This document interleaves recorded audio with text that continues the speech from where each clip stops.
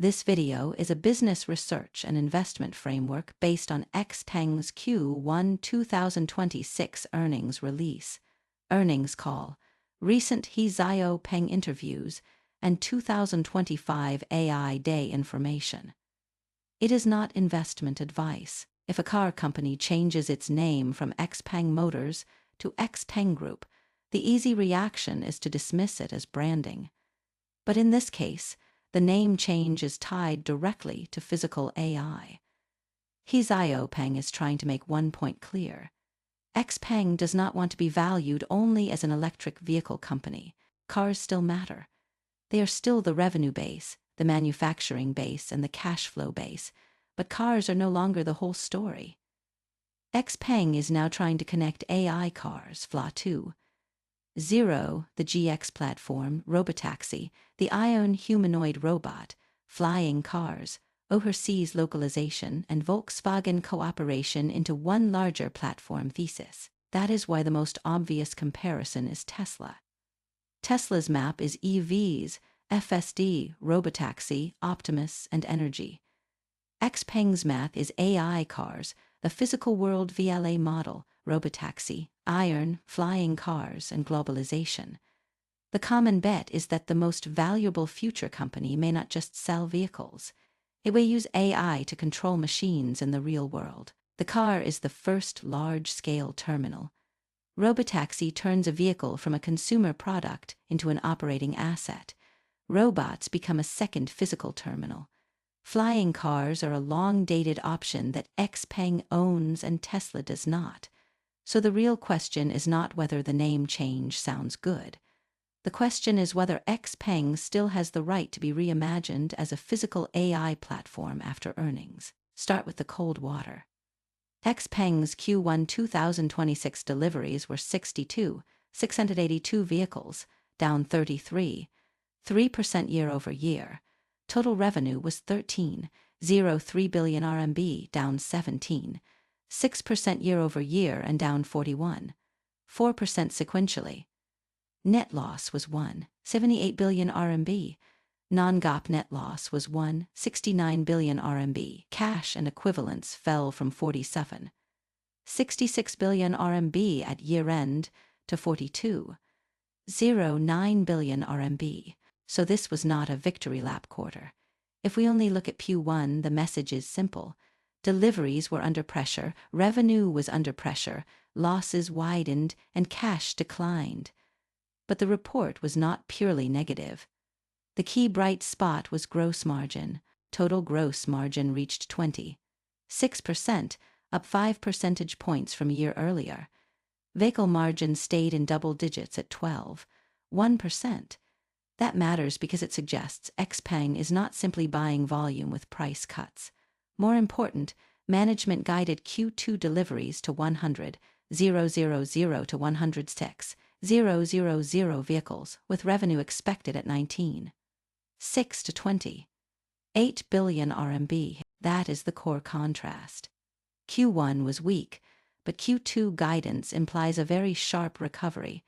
So it is too early to say XPeng has already proven the physical AI story. It is also too early to say the story is broken. A better framing is this. Q1 was a stress test, and Q2 through Q4 becomes the execution window. The first exam is not the robot or the flying car. It is still the car. On the earnings call, management spent a lot of time on GX. They said GX sales exceeded expectations. The BEV flagship version had a wait time of more than 30 weeks. Initial flagship order mix was above 80%, and high trim mix was still improving. That tells us the demand is not only low price volume. Higher-end versions are gaining traction. For XPeng, that matters more than headline deliveries alone, because the CFO said GX gross profit sits near the top of the product portfolio. If GX scales, it can contribute volume, margin, and operating quality at the same time. This is the first real test of XPeng's new playbook. Management said that from this year forward, every new model will put commercial value at the center of configuration and pricing. They do not want a launch spike followed by rapid fade. They want stable long-term sales, supply chain quality, production ramp, and business value to work together. So GX is the first scoreboard. If it works, XPeng can show that AI flagship product quality and commercial discipline can live inside the same vehicle. If it fails, the platform's story will lose its first layer of support. The deeper capability is VLA. In recent interviews, XPeng described the older autonomous driving path as a mix of software engineering, rules, and AI tools. It can improve the experience, but he believes the ceiling is not high enough. That is why XPeng stopped parts of the old system and bet on second-generation VLA. This is not just a feature upgrade. It is a route change. VLA does not simply chat. It moves from vision and environmental understanding toward action. A car changing lanes, a robot picking up an object, and a flying vehicle avoiding an obstacle all end with action, not text. That is the difference between digital AI and physical AI. Digital AI writes, codes, and answers. Physical AI has to face safety, regulation, cost, materials, reliability, reaction speed, and edge cases in the real world. Management linked the LA2, zero to scaling laws, saying that more data and larger model parameters can push real-world AI capability forward. In April, vehicles equipped with VLA2. Zero crossed 50% ADAS mileage penetration for the first time. That number matters because it suggests VLA is not only a demo stage concept. Users are actually using it. Management also laid 2 OTA milestones for 2026, a major VLA upgrade around August, and a further VLA plus VLM integration by year-end. If that roadmap is delivered, XPeng's car becomes more than transportation. It becomes the first large-scale terminal for physical AI. If the OTA milestones underdeliver, the market will quickly push the story back into ordinary EV valuation. Robotaxi is the most direct Tesla comparison. But XPeng's wording is important. Management said the fully redundant GX platform is already doing L4 public road testing in Guangzhou, and the Robotaxi roadmap remains centered on the LA2. Zero.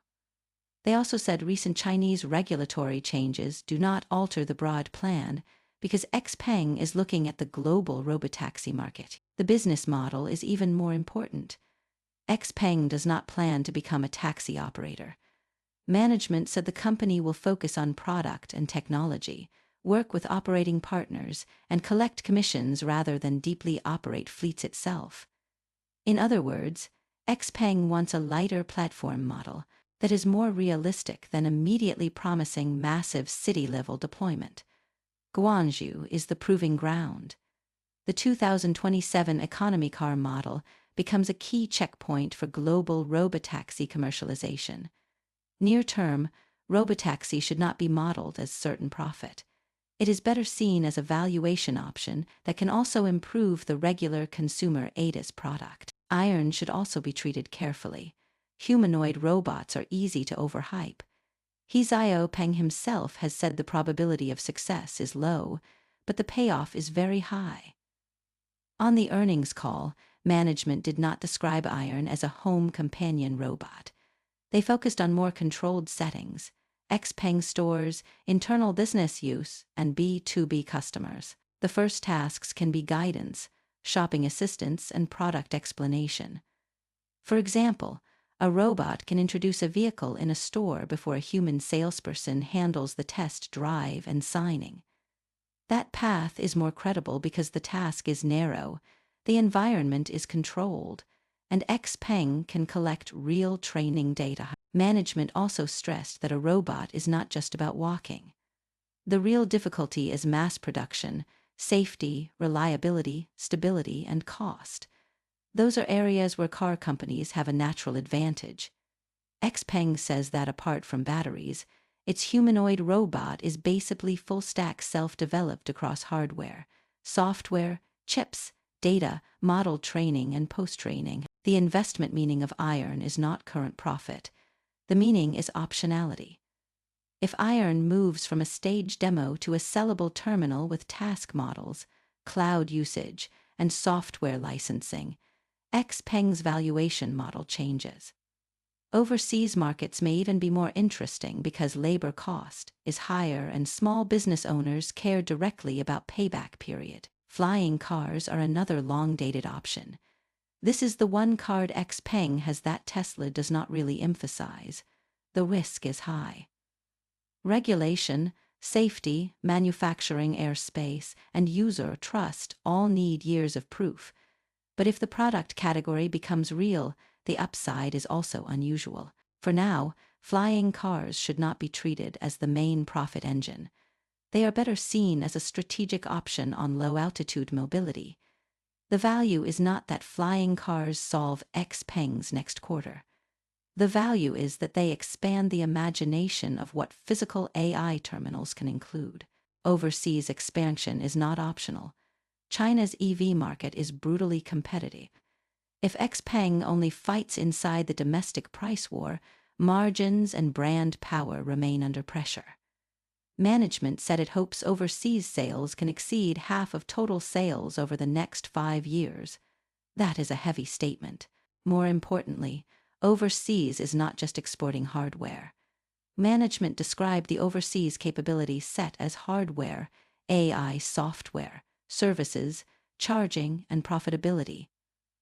Brian Gu specifically mentioned Indonesia and Malaysia for Southeast Asian local demand, and Magna in Austria for Europe.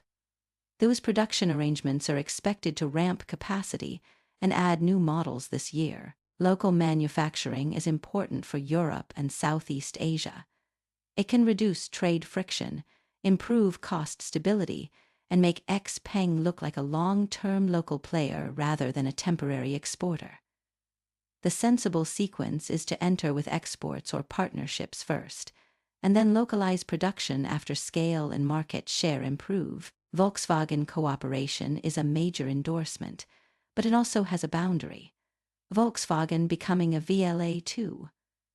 Zero customer and selecting XPeng's Turing AI chip shows that XPeng technology can serve outside customers, not only its own vehicles. The risk is that Volkswagen may use XPeng as a bridge through its software crisis, and then reduce dependence later. Technology output is most valuable when it turns into platform power. It is less valuable if it becomes one-time licensing. So in the short term, Volkswagen is positive validation. In the long term, the question is whether XPeng can move from supplier to platform partner. This is why management stayed conservative on technology, services, and IP licensing revenue. They said 2026 revenue from that category is expected to be roughly comparable to 2025. That matters. We should not overstate service or licensing revenue in the near term. The larger upside still depends on overseas cooperation, robotaxi, and robot software licensing gradually becoming real. The Tesla comparison is useful, but it must be disciplined.